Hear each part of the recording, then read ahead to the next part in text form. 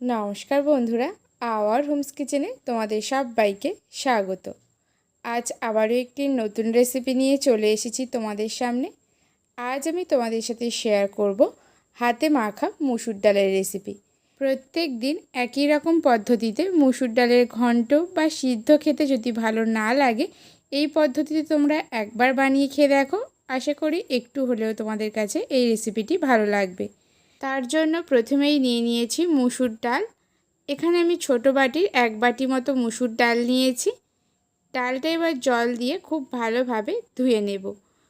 যতক্ষণ পর্যন্ত না ডালের থেকে ঘোলা ভাবটা কাটছে, ততবার জল পাল্টে পাল্টে ডালটা খুব ভালোভাবে পরিষ্কার করে ধুয়ে নিয়ে ফিরে আসছি তোমাদের সামনে। দেখো, ডাল খুব ভালোভাবে ধুয়ে পরিষ্কার করে নিয়েছি।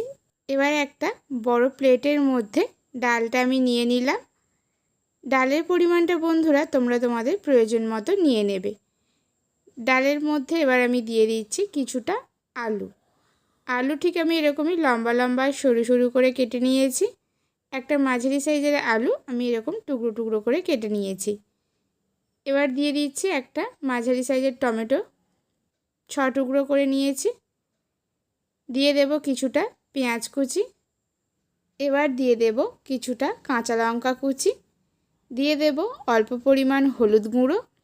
এবার দিয়ে দেব কিছুটা ঝাল লঙ্কার গুঁড়ো। দিয়ে দেব অল্প পরিমাণ জিরে গুঁড়ো। আর দিয়ে দেব স্বাদ মতো লবণ। লঙ্কার পরিমাণ অবশ্যই তোমরা তোমাদের স্বাদ মতো ব্যবহার করবে। দিয়ে দিচ্ছি কিছুটা ধনেপাতা কুচি। সবশেষে দিয়ে দেব 2 চামচ মতো কাঁচা সর্ষের তেল। তেলটা কিন্তু অবশ্যই দিতে হবে। এবার দেখো, এই সমস্ত উপকরণ খুব ভালোভাবে আমি হাত দিয়ে মেখে নেব। হাত দিয়ে ভালোভাবে মেখে এই রেসিপিটি তৈরি করা হয় বলেই কিন্তু এই রেসিপির নাম হাতে মাখা মুসুর ডাল।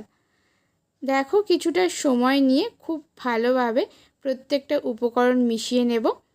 আর যেহেতু এর মধ্যে লবণ দেওয়া আছে, খুব তাড়াতাড়ি কিন্তু এগুলো নরমও হয়ে যাবে। কিছুটা সময় নিয়ে খুব ভালোভাবে হাত দিয়ে মেখে নিয়েছি। এবার এটাকে আমি 10 থেকে 15 মিনিটের জন্য ঢাকা দিয়ে রেখে দেব। মুসুর ডাল কিন্তু এইভাবে মেখে খুব ভালোভাবে ঢাকা দিয়ে 10 থেকে 15 মিনিটের জন্য রাখতে হবে, তাহলে এই রেসিপির স্বাদটা কিন্তু আরও ভালো আসবে। এবার দেখো, একটা কড়াই গরম করে নিয়ে তার মধ্যে দিয়ে দিলাম কিছুটা পরিমাণ তেল। তেলটা ভালোভাবে গরম হয়ে গেলেই তার মধ্যে দিয়ে দিলাম মেখে রাখা মুসুর ডাল।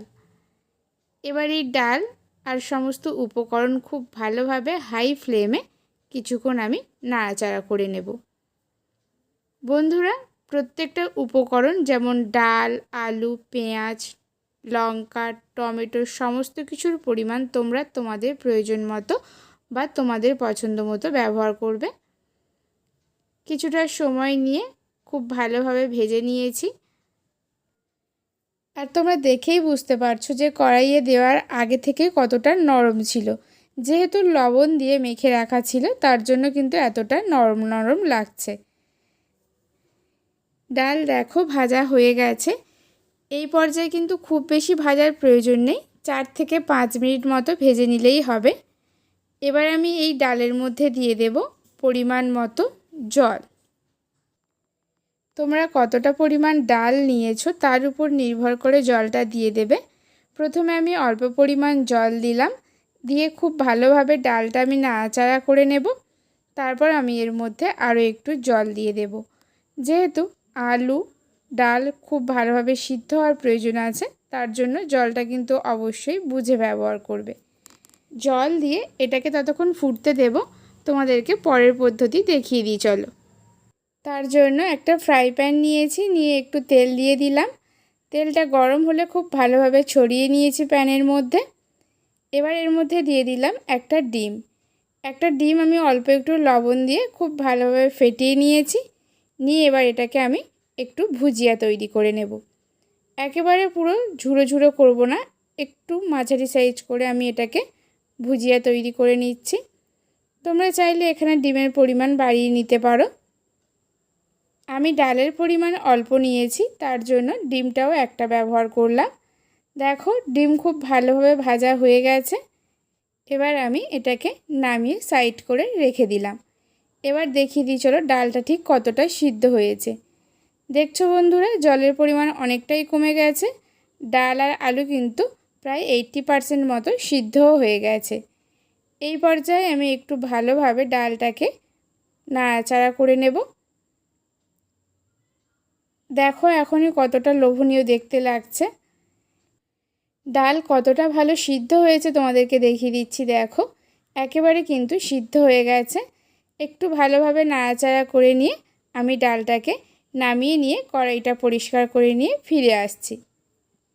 কড়াইটা পরিষ্কার করে নিয়ে তার মধ্যে দিয়ে দিলাম আবারও একটু তেল।